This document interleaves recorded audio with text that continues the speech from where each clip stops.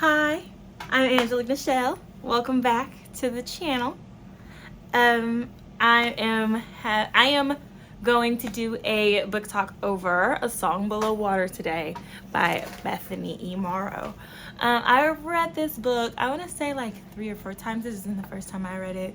Nowhere near the first reaction of me to this book, but I did just finish the sequel and I reread it to read the sequel, you know. So, yeah, I'm about to talk about both books on the series. Is it going to be one video? Is it going to be 2? It's really going to depend on how long I talk about her. But I have my notes ready. And so we're really about to get into it right now.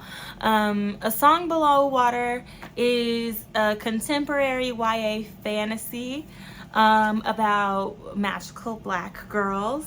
And I wrote down mermaids, sirens, Ren Fair, identity mystery, etc. It's based in Portland, and there's a hashtag say her name-esque storyline. It's not the same thing, but it's based off of it and spins off of it in its own storyline, right? Before I get into the spoilers and just talking about the book in general, I want to take a moment to talk about Black Lives Matter, say her name, protest type storylines in general, especially in contemporary fantasy, specifically contemporary fantasy involving black girls and women.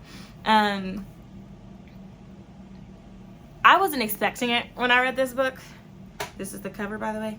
I wasn't expecting a storyline like this, and it kind of took me off guard, took me aback. And originally when I first read it, I took a good 2.5 points off in general. I rate in scale of 10. I know a lot of people rate in scale of 5 for all of the book star reviews. That's not me. I rate on a scale of 1 to 10. And originally I gave it a good 7.5, which is extremely low considering just how much I love this book, because I wasn't in the headspace to walk into a storyline like this. But I've read it before, I read it again, and now that I read the sequel, it's necessary. Like, that's the center of this book, right? And it's not something, I think it's done really well. I think me giving it a 7.5 originally is a little harsh. I'll be honest, I'll give you my rating for it right now. It's an 8.5 now. Now that I took my heartedness on not just getting a cute little mermaid siren storyline, now that I've taken my personal hurt out of it, it's an 8.5, because it really is a great story that I've returned to multiple times. At least 3 times I've reread this audiobook. So, and I've recommended it to people. So it's grown on me, and it wasn't bad in the first place. Literally the only thing that I was rating it down for was this particular storyline. And here's the thing. I don't think all black stories need to center itself around black trauma, specifically like these types of stories. Especially like black fantasy, because I kind of go to black fantasy to escape from reality, right? But it's still in a place where this protest wasn't our protest. This fight that they're doing is not a fight that we would have to do, if that makes sense. It's aligned with the fights that we have to do. It emphasizes the fights that we have to be a part of. But it's not those fights. Like, you know, similar, same-esque, but it's not the same. And it's a good way to think these thoughts without having to think the thoughts, if that makes sense. If that makes sense. I don't know if it does. I'm not sure if it does. But Yeah, that's my thought on the black storyline in fiction, I guess. Um, that's the only thing I would really rank it down on. But yeah, it's been 5 minutes, so we're just gonna go ahead and go into the spoilery section. I like this book. I like this book a lot. I give it an 8.5 as my final scoring. And now we're about to get into some spoilers. And we're really about to start talking about the girly pops. So, Tavia is half of our protagonist duo, because we have 2 protagonists in this storyline. And she is a siren, which is a niche population of exclusively black women magical girls who can control people by, sirens. A siren call can make you do things that you don't want to do, and so they're specifically viewed as dangerous. Are they actually dangerous? I don't think they're as dangerous as they are claimed to be, but also they're black women, so they're explicitly not protected.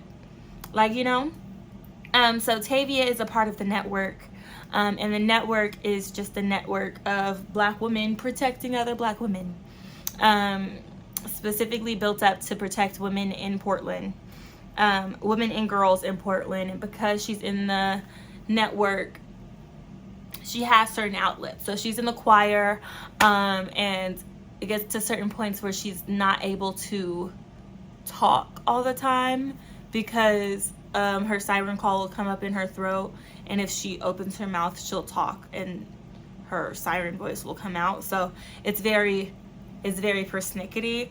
Not always good. It's not always fun to be a siren, but Tavia is, right? The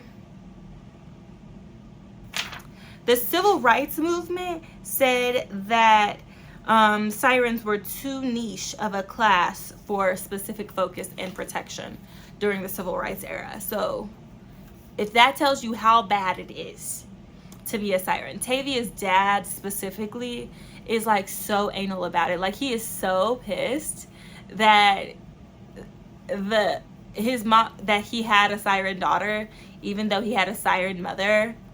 So he kind of knew what that would mean, that he would have a siren daughter. He's kind of pissed that people know that his mom was a siren. He tried to move away so that they wouldn't know that she was a siren.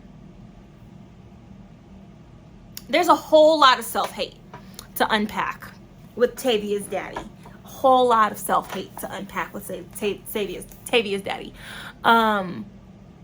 He doesn't like the fact that there's a gargoyle on top of the house. He doesn't like when Tavia does anything even remotely linking her to being a siren of any type. He doesn't like it at all. And he stresses not only me. He doesn't just stress me out. He stresses Tavia and Effie and their mama out. He stresses everybody out with his paranoia. It don't even feel like a hatred, but it feels like a hatred. He definitely blames Tavia specifically for being a siren when it wasn't her fault, it wasn't her choice. And it's not a bad thing. It's not a bad thing to be a siren.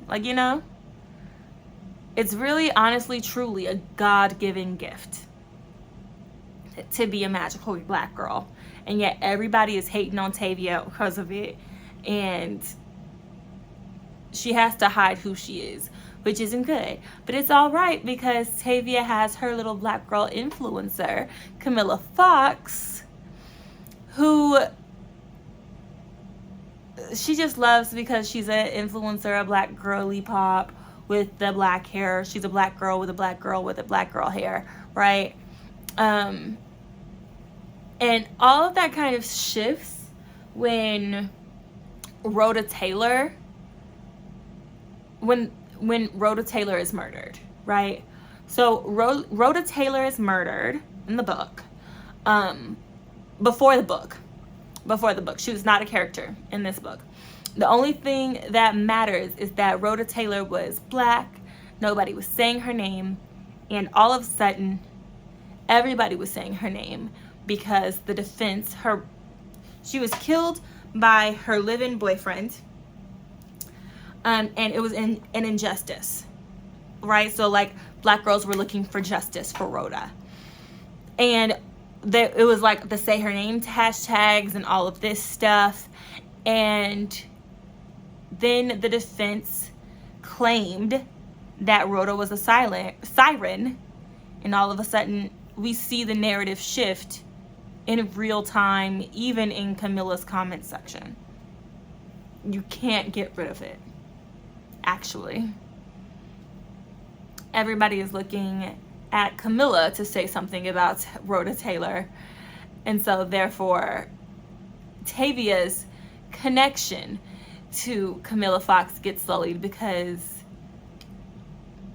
she can't be connected to anything considering Rhoda Taylor now, right? And eventually Camilla Fox herself comes out as a siren, and it gets really tough for Tavia because now what does she do? Where does she turn? Where does she go? People know that she loves Camilla Fox. She can't really hide that she loves Camilla Fox, right? And so she kind of gets sucked into this, and she doesn't want to hide, actually. Tavia isn't a hider. She doesn't really want to hide, but she's been hiding her whole life. It's like what she has to do. Yeah, and it's kind of sad, but it also is really empowering to see her throughout the story grow into somebody who not only can but wants to speak up in defense of herself and others. That is a really beautiful storyline and arc that we see her go through. There's also an incident with the police in this book that hurts my feelings. Like, the incident with the police doesn't hurt my feelings. The fact that there's an incident with the police hurts my feelings. But the police that we run into is actually her ex-boyfriend's daddy, which complicates things. And let's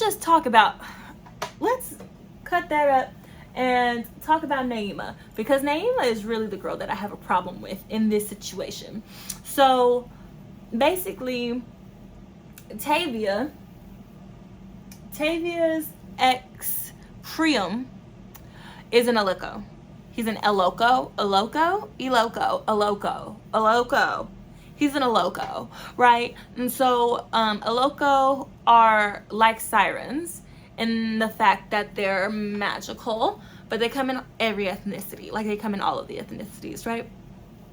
Priam's daddy is a cop, the cop that stops Tavia, right? So when Priam and Tavia were going out, they were really nice. They had a little whirlwind high school romance, all frivolous and stuff, until one day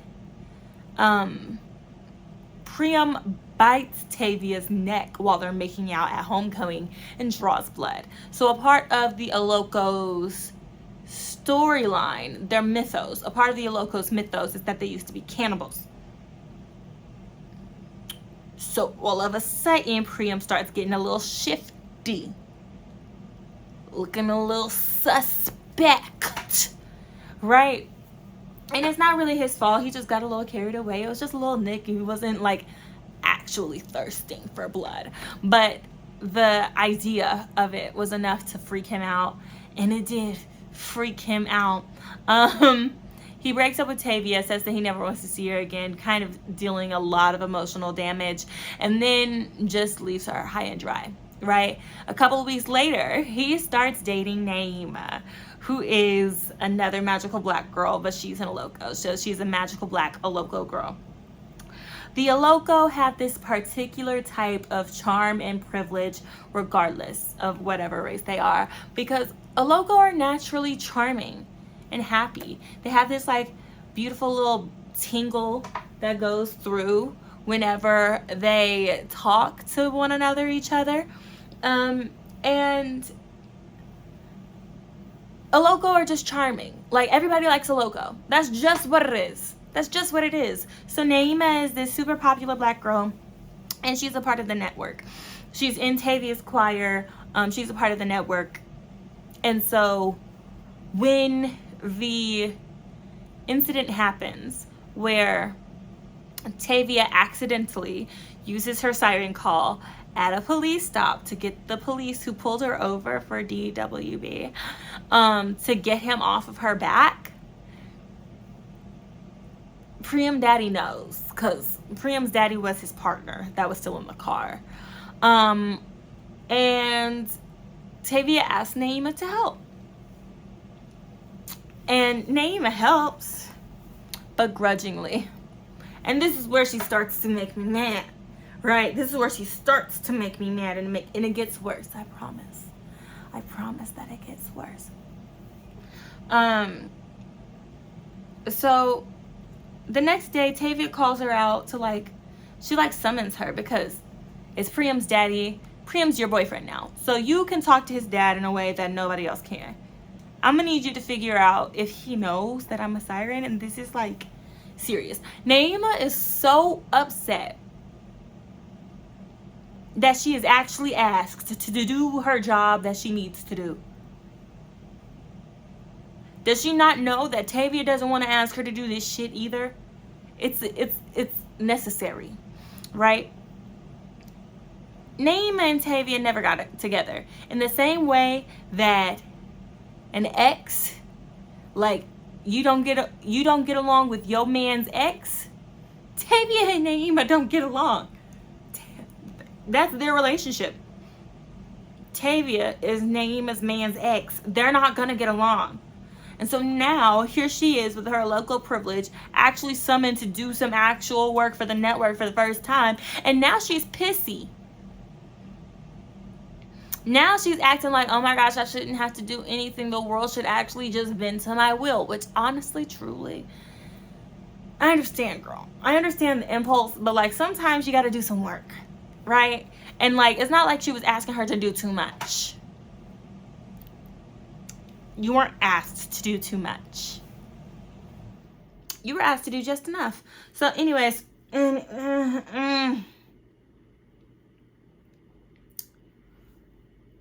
that's what plants the seed firmly in the beef between Tavia and Naima. So I'm going to plant that seed. I'm going to cover it. I'm going to bury it in the sand. And we're going to move on to Effie, right?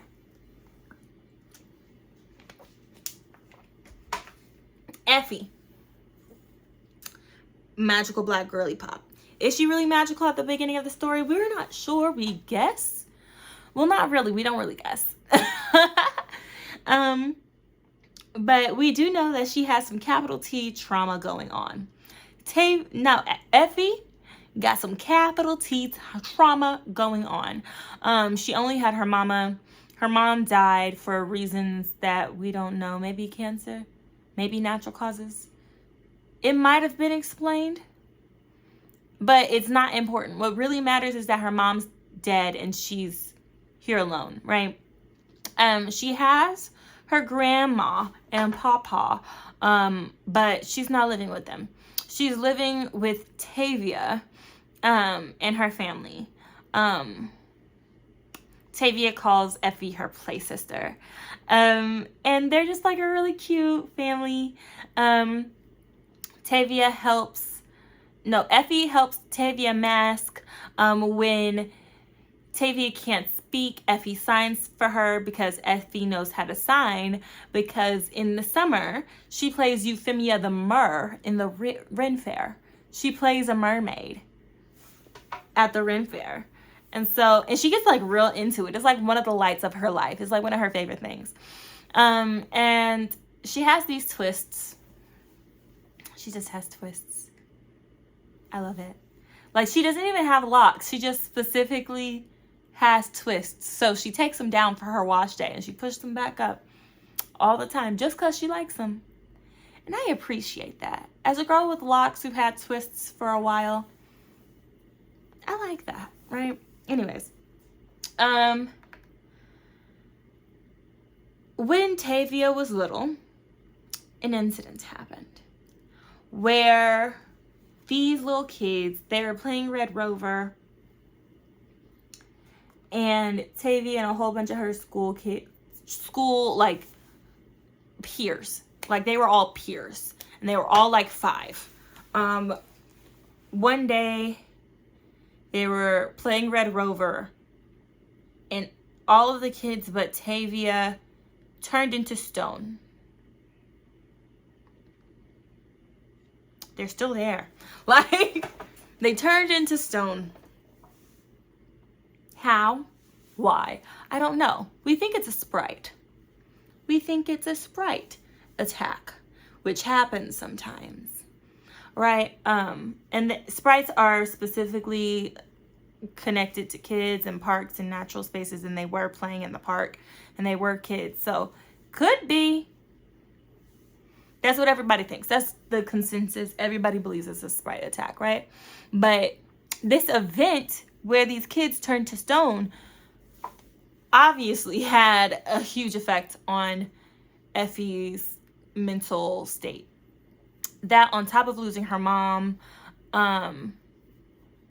and her grandma kind of pushing her out,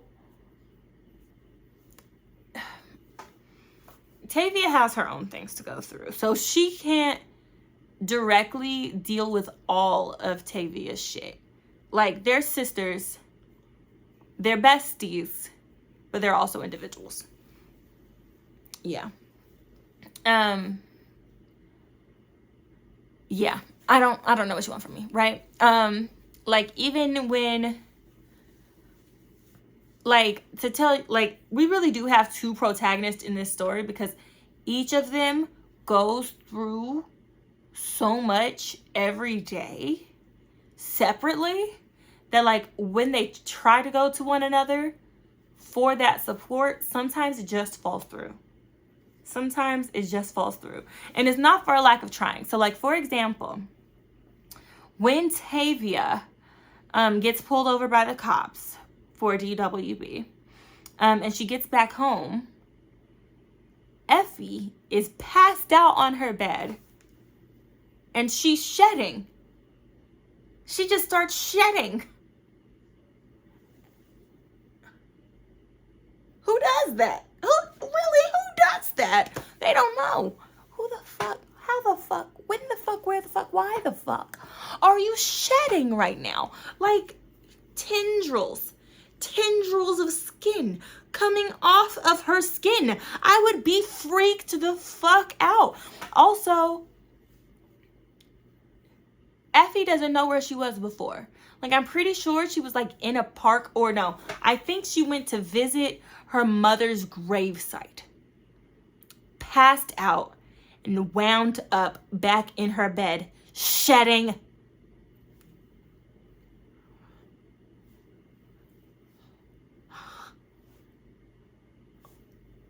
What would you do in that situation? What would you do? I wouldn't be well. I'm going to tell you that. I'm going to tell you that right now. I wouldn't be well. I wouldn't be well. As a black girl who's had eczema, I wouldn't be well. I wouldn't.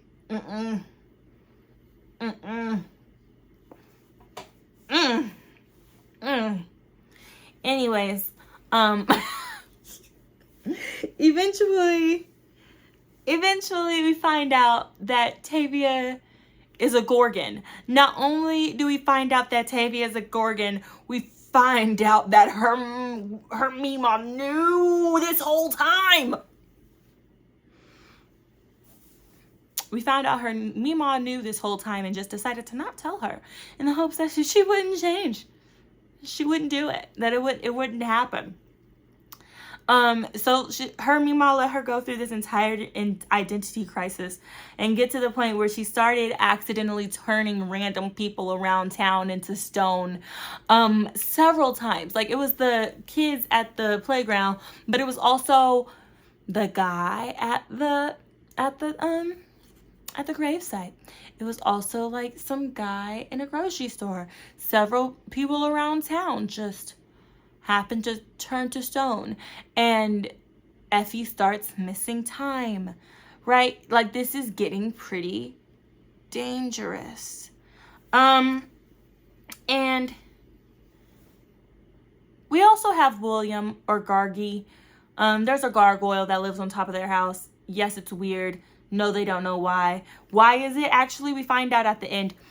We're already 25 minutes into this, so this is actually pretty rambly. But why are they in? Why is there a gargoyle living on top of the house? Tavia's dad is convinced it's because of Tavia being a siren, right? It's not because of Tavia being a siren. It's because of Effie being a Gorgon. It's because of Effie being a Gorgon, not Tavia being a siren. But he believes up and down that it's because of Tavia, and he blames Tavia for it. But he blames Tavia for everything. But the reason why Effie's Mima decided to pair it up with Tavia so that Tavia would be protected by the network in the same way that the sirens are protected by the network. So like now, neither one of these girls are thought by anybody, even themselves, to be magical black girls, right? So now we can, since we're so late, and I don't want this to be a super duper long thing. I don't know how long my book talks are normally, but I don't want it to be a super long thing. We're gonna talk about the climax and why Naima is really horrible, like capital H horrible. Naima is horrible because, and I can write an essay on this.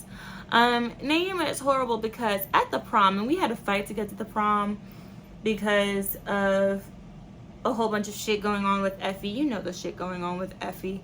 The stuff with Tavia really culminates in the protests, but with Effie, that's really after the protest is really when it kicks off for her. She had to like fight her way out of her grandparents' house because her mama like kind of locks her up. But when Effie finally gets to the prom, Tavia is there looking for her. Naima comes up with a siren silencing collar, like a fake one, a siren silencing collar, and starts antagonizing Effie on a live stream with Tavia right there. So I know that you know, and Tavia knows that Naima knows that Tavia is the siren and not Effie.